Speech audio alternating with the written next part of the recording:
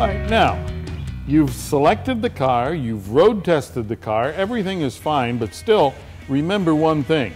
You never fall in love with a car, especially when you're negotiating to buy it. See, cars are just mechanical devices, and there's all kinds of them. You can go to the next dealer and find the same thing, so don't fall in love. Now, it's time to make the actual deal. Now, there are certain key things about making a deal on an automobile.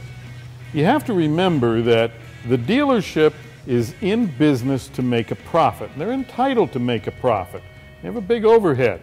So trying to get them below where they would make a profit, that's probably not going to happen, because if they do that on a regular basis, well, they're going to be out of business shortly. So you want to negotiate a price based on your research that's fair to both you and the dealer. Now, once you get to that point, remember, everything that is promised to you has to be in writing, and it has to be approved by management.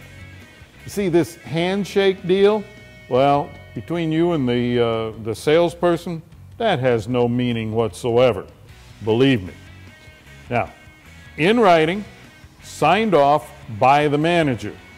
And always make sure that all of the terms, everything that you're going to be owed and everything that you owe and all of the numbers and everything, monthly payments, all of that, that it's spelled out on the contract, and there are no blanks in the contract, because blank spaces are, well, they can be deadly. Normally the first offer that comes down to you is going to be higher than what the dealership would ultimately accept. And that means that you have to negotiate to get your very best price. Now, how do you go about doing that? Well, one of the ways, of course, is just to ask for a lower price. But be realistic about it. If you're looking at a $25,000 car and you offer them $12,000, they're going to think you're a jokester and they're not going to give it any credence at all.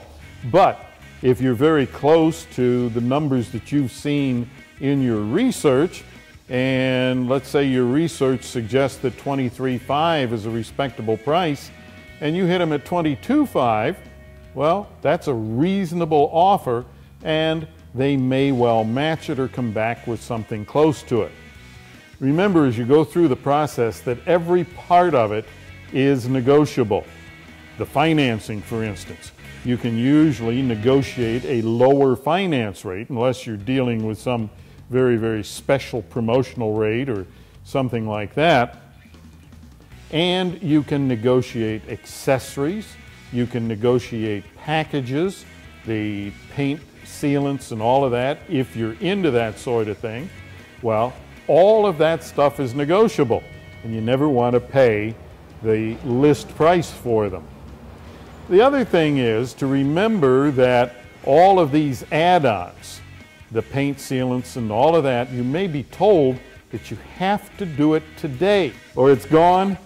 Best thing to do is to get up and walk out, because nothing is that set in stone.